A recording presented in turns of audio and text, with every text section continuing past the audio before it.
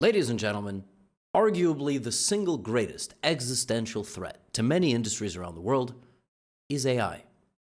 But in chess, that is absolutely not the case. In fact, in chess, the single greatest existential threat is a child.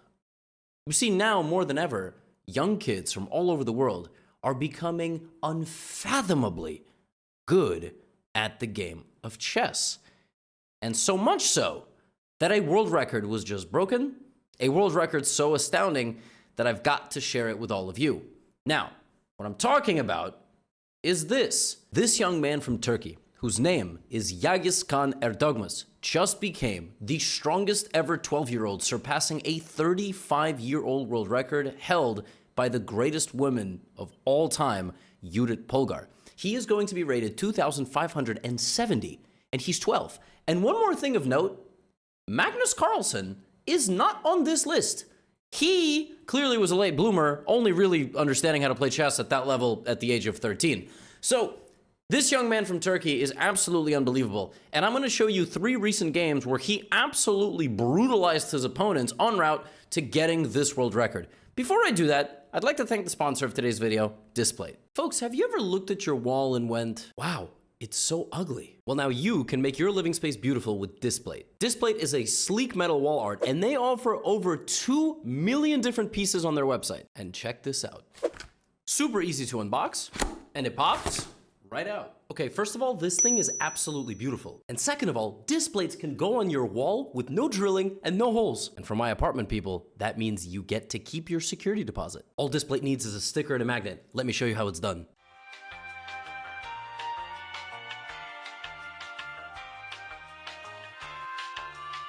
I'm pretty dumb with home improvement, and even I was able to pull that off. And perhaps the best part, if you get tired of one Displate, they're super easy to swap on and off. Now, Displate's catalog includes a bunch of new and original artworks, but they also have officially licensed designs from things like Star Wars, Call of Duty, Elden Ring, and more. And right now, folks, Displate is celebrating its birthday, which is good news for you. Because of this birthday celebration, you can get their biggest discount of the year. All you gotta do is click the discount link in my description, and that way your discount will be applied at checkout, or just use my code Gotham. And that will get you 32% off if you get 1 or 2 Displates, 37% off if you get 3 Displates, and 42% off if you get 4 and more Displates. Now that you're done making your living space beautiful, let's get back to the video. Now, I do just want to say, I always try to put people's names into Google Translate for how they're supposed to be pronounced. And if I were to speak Turkish, I think this young man's name would be pronounced Caro-Kann, kind of like that. I listened to it about 20 times and I was trying to do my best. It's a tough name to pronounce, especially because a lot of the letters are silent.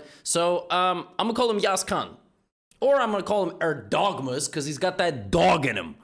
Anyway, this is a game that he played in December of 2023, and then I'm going to show you 2 games he won in the Caro-Kann.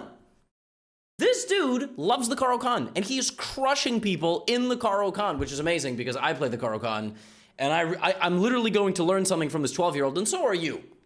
All right, you got to learn 3 things from today's video. So he played this game in December of 2023 against his countryman, Vahap Sanal, Olympic level player for the country of Turkey. This one was a Spanish, which is fitting because they played this game in Spain. A6, bishop a4. All of this has been seen before, and now in this position, white does not play the classical move c3. Well, rook e1, rather. For c3 just loses a pawn on e4. But rook e1 followed by c3. Instead, he plays d3, defending the pawn right away. You may be wondering, by the way, why is he an international master? That is because chess is really weird. Caro-Kann is already a grandmaster. Like, he fulfilled all the requirements. But to get it approved, they approve them once a quarter for some reason. Like, I don't know why you can't just go on a website and show that you did it and then they approve. I don't know. It's actually really stupid. It's actually really stupid. I don't know why they... Anyway, b5, bishop b3, d6, c3. So he has to wait a few months to become an official grandmaster. Bishop d7, very normal game. But again, remember, kid's 12. So let's see how he plays a slow maneuvering positional game. He plays bishop to c2. Okay, getting the bishop out of the way of the knight, maybe advancing with b4, supporting the center, and looking to play d4 as well. Black plays rook e8, very flexible move. White has many options. You could play h3, rook e1, develop a piece. He plays rook e1 to support the center. Black plays h6. Now he develops the knight. And a very common idea in these types of e4, e5 positions is this move knight to f1, okay? Trying to put a knight out over there in the future. Black plays g6. He's trying to finish the journey of the bishop, which he does. And now, you know, clearly, after knight e3, actually, really what I should say is the computer really doesn't like g6. It doesn't like this approach by black. It prefers to kind of keep the bishop on f8 for the future. Once you put the bishop on g7, you kind of are stuck. Like, it's a little bit difficult for the bishop to participate. And white has some pretty nice control of the squares in the center. And now white plays this move b4, just trying to take a little bit of space.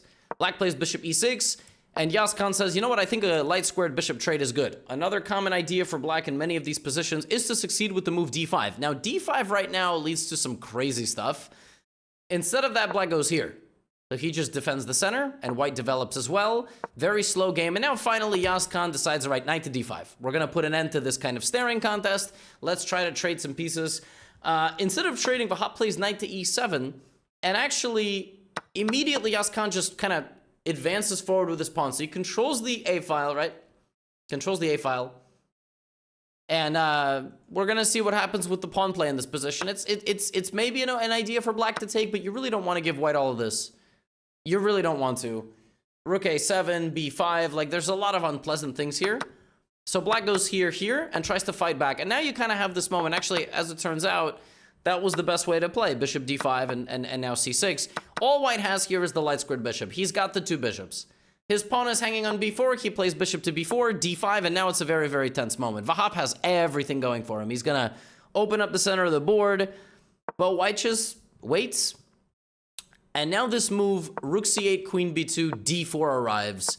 And this is not what you wanted. So this now leaves white with a permanent monster of a bishop. The bishop on b3 is extremely good. Instead of that, in this position after, let's say, queen c2, black should have just waited. By doing something, trying to make something happen, you know, bishop f8, king g7, suddenly white just has an easy game. And black plays rook c7. Look at that. He's just coming in. Now black tries to explode the game.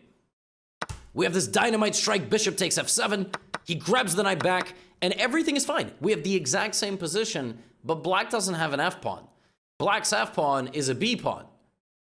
And so once he wins that pawn, which he does literally in a moment, he's just completely winning. He just plays king e2, knight d2, and he's just up a pawn. And the worst part is the pawn that he's up makes black's position completely split, and black will very quickly lose a second pawn. Queen b2, rook b7, he doesn't even need to lose a second pawn. Queen c7, he's completely out of moves. Queen h3, queen h6, and here black resigned. Because he's going to move his king back and lose both of these pawns. This pawn, and probably that pawn as well. This was an absolute positional domination. This was a masterclass of a game. He was just patient. I mean, I could learn from this game. I mean, I'm being honest. I looked at this game. I was like, this is incredible. He just beat a 2600 like it was nothing. You know, black played this kind of approach with the king that was a little bit slow. And then, you know, black equalized probably right here. Was this moment of like, black kind of got everything he wanted. And now the engine literally says, you know, queen e7, king h7, and just wait. But black tried to play for more and immediately got nothing. Like, immediately got absolutely swarmed into a worse position. All white had to do was defend himself, and the kid is winning. Incredible. And he forces his countrymen to resign. 2600 level grandmaster. Like that. Excellent positional game. And like I said, he plays the Caro-Kann. These are two games that he played in the Sharjah Masters, which was a really, really strong tournament held in the UAE. And he got 50%. He scored 4.5 out of 9. He had 2 wins, he had 2 losses, and he had 5 draws, which in that field was ridiculous, considering all his opponents were like better than he was by rating. And he gave an interview and he said, I'm not happy with my result. So, like, kid's got a Michael Jordan mentality. And he's 12. It's ridiculous. So, how does he beat people in the Caro-Kann? Well, his opponent, Aditya Mittal, is ridiculously well prepared. Very strong player. Very, very, very good theoretician. Obviously, to get to 2607, very impressive. By the way, some of you, the Indians who are watching this, probably absolutely know who Aditya Mittal is. But I gotta tell you, for most chess fans, like, there are so many strong talents in India. Well, say hello to another one. Aditya is like 17, 18 years old. He's like 26 something plus. Couple of years is gonna be 2,700 probably. C5, all right? This is what I recommend for you to play in the Caro-Kann. Generally, I play bishop f5, but I was very shocked to see Erdogmas playing this, which is supposed to be like not very good because of this line knight f3 and queen d4. It's completely ridiculous, but this has been played. And white is able to get some form of an advantage like this. So, knight to c6, all right? The queen goes to f4, and now, this has all been played before. Generally, black just tries to develop in the center, and now Erdogmas plays f6, which in some ways, f6 makes a lot of sense, because that pawn is really annoying, and if white takes it, white is an idiot, and is just in a much worse position, because the queen is, like, what's the queen doing, right? But the point after f6 is that if white develops aggressively with moves like knight c3, with moves like bishop b, not there, bishop, my mouse is like broken, I'm gonna replace it. Bishop to b5, etc. Like, white is getting some advantage. There's a game in the database between Andrew Hong. If you don't know who Andrew Hong is, he's a grandmaster. I've actually covered a game that I played against, 2 games actually, I played against him on my YouTube channel, but he's also the friend of Brendan Jacobson, named in this entire crazy VSO drama. This is deep lore for the chess fans. If you watch this, you have no idea what I'm talking about. Don't worry about it. But Andrew Hong played a game against international master Josiah Stearman. That was at the United States Junior Chess Championship 2023. If you're wondering, like, how do I know that? Do I know that by memory? No, I saw it in the database. This is a very rare idea. And in the game, Mittal, as you can watch his time, 6 minutes, he doesn't know what he's doing. Doesn't know what he's doing. He plays queen g3 because he thinks, you know what? I'm going to safeguard my pawn a little bit. And now, Erdogmas plays g5. Bro, what? And you know what the craziest thing about g5? He spent 23 minutes. That's the best move. What the? How is that even possible? What even is g5? Well, g5 is that the queen is offside. I mean, the queen is like, it's about to be trapped. And if you put a knight on f5, it's really bad news. So this kind of weird opening stuff, like Erdogmas is so good. In last game, we saw a positional game. This game, we're seeing whatever the heck this is. So these young players, they have patience, they have poise, they have great opening preparation, but they have a universal style, which is a nightmare, which is why I said in the introduction of this video, ladies and gentlemen, the biggest existential threat to chess is the children, all right? That's what it is. Knight to d4 from Mittal, queen b6, and from the opening, I mean, it is Erdogmas who's just got a massive lead in development. Bishop c6, bc6, oh, excuse me, queen c6. Queen c6, b6 is playable, queen c6 is fancy. That is a queen sacrifice to get one back.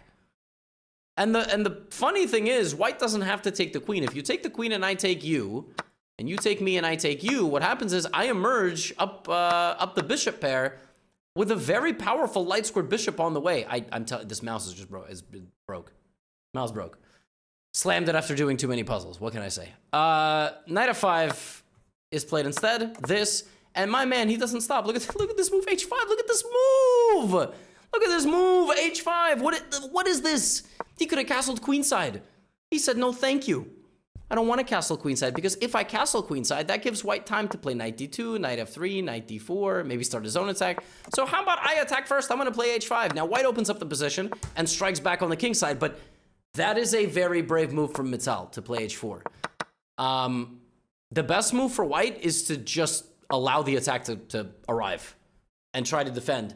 Because if you start fighting back, h4 is basically saying, look, dude, you can take, right? And I'm happy taking back, and you can't attack me anymore. No, but you can. I mean, and this is what happens when you get people out of a comfort zone. This is what happens when you get people to a situation they've never been in. They're a little bit uncomfortable.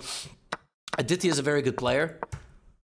You cannot possibly tell me he's going to survive this attack. He's not equipped. I'm not saying he's not good enough. He doesn't have the pieces. He doesn't have a light squared bishop. And the threat right now is d4, and white resigns because queen g2 is mate. So white needs to stop that, right? Yeah, and now I'm going to bring a bishop, and I'm literally just going to do this, and that. How do you defend against that? Knight d2, rook g6. Well, he tries to play f4, which makes sense. He's blocking out the bishop. Rook g8. Erdogmas has not done anything complicated. Nothing. Literally.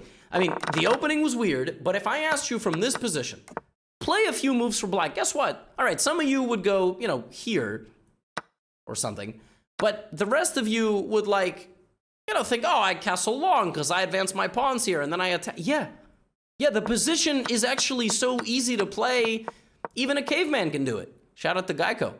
Sponsor the channel, please. Rook g6, f4. He hasn't done anything too impressive, right? Everything makes sense. Now, how is he going to take the next step in this game and win? Got to bring the queen. Queen's the heavy hitter. By this point, Aditya is like moments away from holding. Play a6, bishop g5. There's almost no attack anymore because you blocked the file. So, what does their dogmas do? Runs to g4. Queen h5. Now at this point, see how Aditya took both pawns, takes f6, takes h5? What Aditya is doing right now is like a poker play. All right? What he's doing right now is he's bluffing. He's taking as many pawns as possible and just sort of saying, I don't see how I lose right now. And since I don't see how I lose right now, if I don't lose, I'm going to have more pawns in the endgame, right? For example, queen h7, like, look at the endgame evaluation. White is better. So he's playing for the endgame. Rook g4, queen h5, bishop f4. But Erdogmas is a moment away. A moment away from getting in. Rook g5, where's the queen going to go? Queen e2. Now we've arrived. And you cannot stop me taking on h2. G2, not h2. Knight f1. There it is. Erdogmas did not do anything flashy in this game. Anything particularly insane. He played a very straightforward attack on white.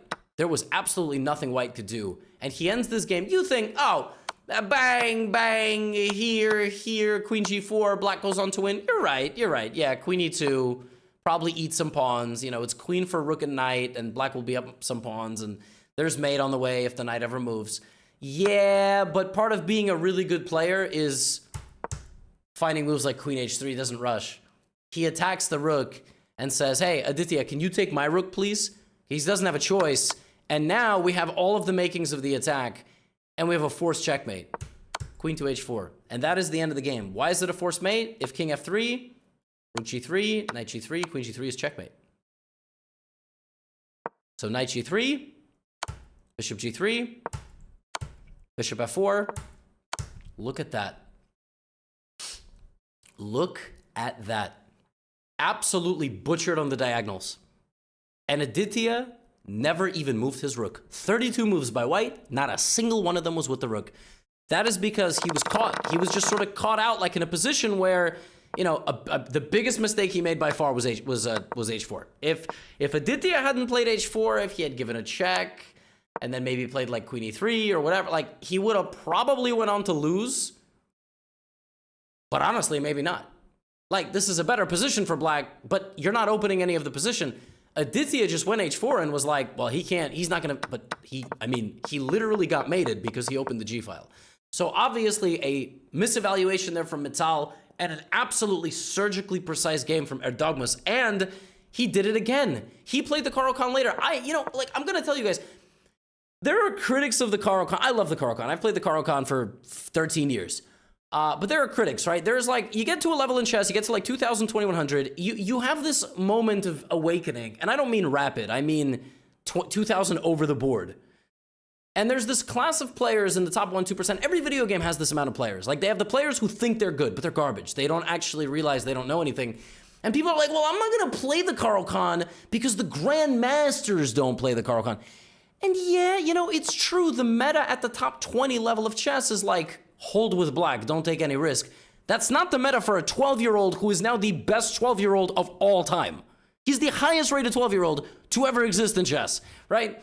He just plays openings he likes and enjoys, and he's winning games. He's still finding ways to surprise people and take them out of a comfort zone, take some risk. In this game, Sathuraman, also very strong Indian grandmaster, a little bit older, not like one of these guys who's gonna, you know, be 2750, but very, very, very good. He plays exchange Caro-Kann. The exchange Caro-Kann is what you play with white because it's easy to play. You don't have to be a rocket scientist. And you, get a very pleasant position. Queen c7, just move h3. And generally you play like this because you want to play e5. He plays e6. I've never seen this approach. And guess what I'm going to do after I analyze this game for you guys? I'm going to go add this to my database. Queen c7, e6. You know, and the approach, this is a modern approach to the exchange where black puts the knight on e7. Okay. Cool, bishop d6, knight e7, instead of the traditional knight to f6. I don't know, there's some different reasons for this, and I'm gonna show you the reason in a moment. The reason is that after this, by the way, some of you may be wondering, is there a Greek gift sacrifice? It looks like it works, by the way. It looks like there is a Greek gift, but king g6. And if you can bring the king forward and survive, you will survive, because you will play f5, queen g4, it doesn't work. There's f5, and after this, there is no checkmate. So you can play like, I mean, I gotta tell you, it is a little bit scary, but you can even play bishop d7, and there is just no mate. Like, there is a check, but there's no checkmate. And then if something like queen h4, rook h8. Not rook g8, that's some mouse slip, as I've been doing the entire video. So, this is all to say, white doesn't do that. Black plays knight g6, and black plays bishop d7, and black is going to play f6 e5 for a second Caro-Kann in a row. In the previous game, he played f6 on move 6. In this game, you know, this is the idea. Like, black wants to get a little bit more of an active kind of Caro-Kann. So we have take, rook c8, knight f1. He puts his knight on f4, and there it is. He's ready.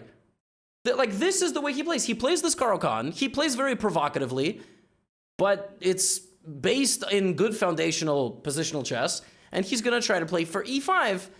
White plays knight e3, black plays bishop to e8. The idea of bishop e8 is that if you had rushed with this move e5, this is a little bit too dangerous. You're flying a little bit close to the sun. So he plays bishop e8. The idea of bishop e8 is, let's say, I don't know, rook c1. I think he just wants to go here and put pressure on white like this, which kind of takes away from central pressure, which is why he gets his opponent to play h4 and then g4. This is bananas.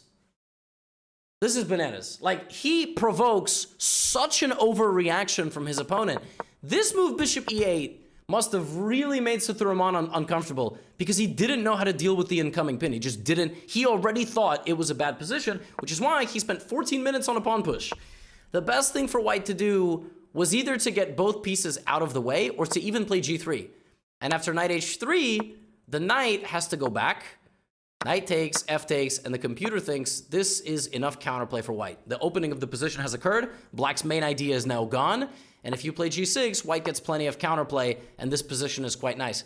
Sathuraman didn't go for that. He played h4, he played g4, and now Erdogmas has this position to work with. Let's see how he converts it. The problem when you push pawns like this in front of your king, they can't go backwards. So now knight h3 check. The king has to go to f1. And there, yeah, this, he is the one who knocks. Yeah, I told you. Yaz Khan, Erdogmas, and this man has the word dog in his name. All right? He is a dog. That's what he is. All right? Knight g1, take. We seal the center shut. Look at the difference in where the e-pawn is. I'm touching my screen. You can't see, but like, look at the difference. Yeah, look at the difference. Like, this is a problem. And there's a bunch more space. And you know what's going to happen, by the way, in a few moves? Yeah, what's going to happen in a few moves is I'm going to play f5 too.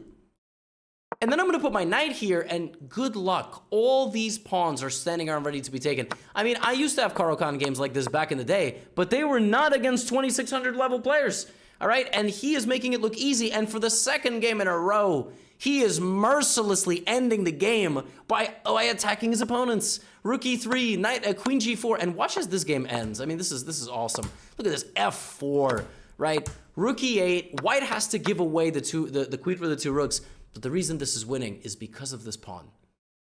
It goes to f3. Now, queen and knight, like, black can absolutely go here. He could do that and win queen and knight, but he plays queen he plays queen g3. He waits. He plays knight f2 check. That rook now has to sacrifice, and the pawn is still there. And he ends this game by going check, f2, and promoting to a knight. Bro, he did this on purpose.